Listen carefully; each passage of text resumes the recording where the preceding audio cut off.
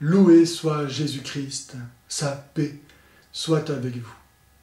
Par le baptême, Dieu nous associe à la mort et à la résurrection de Jésus-Christ.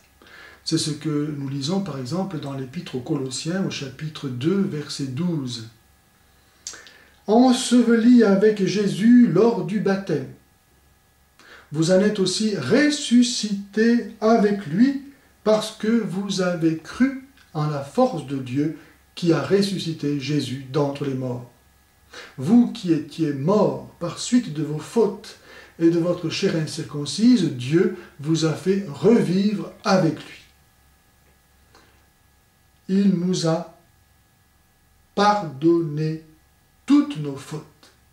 Colossiens 2, 12.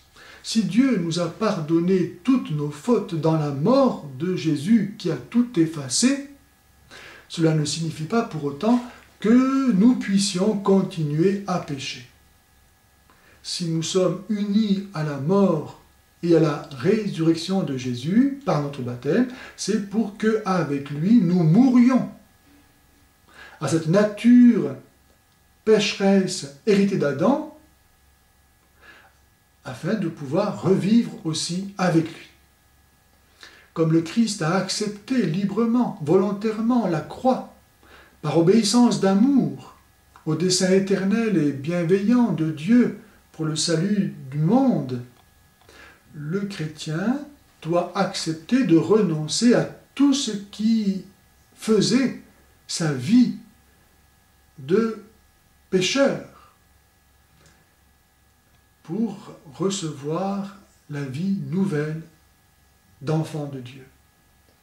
Et donc une vie chrétienne se décline nécessairement et toujours sous le registre de la pénitence. C'est d'ailleurs ce que la Vierge Marie est venue rappeler à Lourdes en rappelant pénitence, pénitence, pénitence. À Fatima, l'archange Saint Michel qui voulait châtier l'humanité de son épée vengeresse et qui en a été arrêté par la prière de la Vierge Marie, s'est néanmoins écrié « Pénitence, pénitence, pénitence ». S'il y a tellement de chrétiens qui restent dans le péché ou qui retombent dans le péché, c'est parce qu'ils ne font pas pénitence.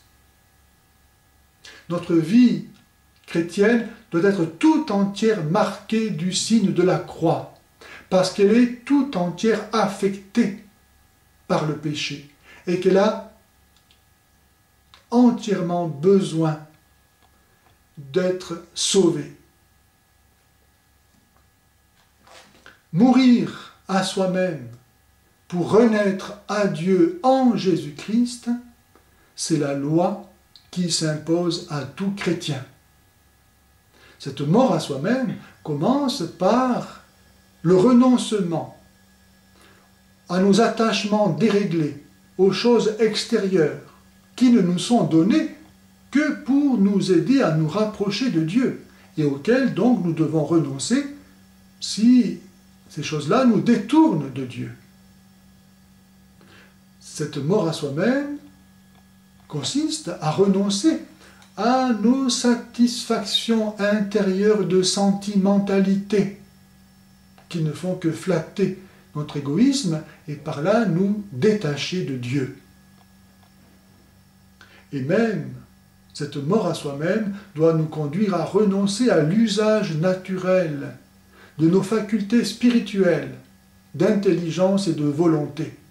Tant il est vrai que la vie divine qui nous est donnée par le baptême est au-delà des capacités de notre intelligence et de notre volonté. La vie divine ne peut être accueillie que par la foi et la charité qui nous sont données dans le baptême, des vertus théologales greffées à notre intelligence et à notre volonté. Dans l'islam, par exemple, on ne trouve pas de moyens qui soient donnés à l'humanité pour passer d'un état de péché à un état de sainteté. On ne voit pas donc pourquoi un musulman dans l'éternité pourrait ne plus pécher. Et d'ailleurs, le paradis musulman, où coulent à flot les fleuves de vin délicieux, et où sont sans nombre les jeunes filles dociles et belles, est-il autre chose qu'une image du péché?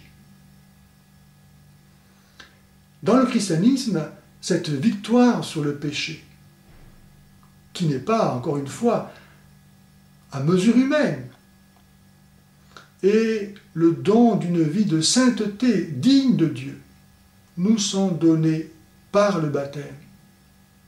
Jésus est le moyen, le médiateur, qui nous permet de réaliser cette mort au péché et cette entrée dans une vie nouvelle. De sorte que nous puissions dire avec saint Paul, « Je vis, mais ce n'est plus moi qui vis, c'est le Christ qui vit en moi. » Galates 2, 20. Galates 2, 20. Ou bien, on pourrait trouver encore dans 2 Corinthiens 5, et verset 17, « Si quelqu'un est dans le Christ, c'est une création nouvelle.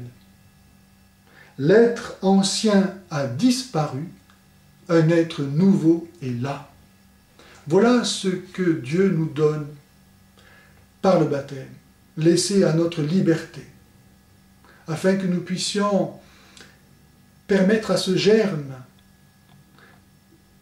de déployer toutes ses virtualités et de porter son fruit de salut. Que l'Esprit de Dieu nous donne de comprendre à quel point Dieu nous a aimés.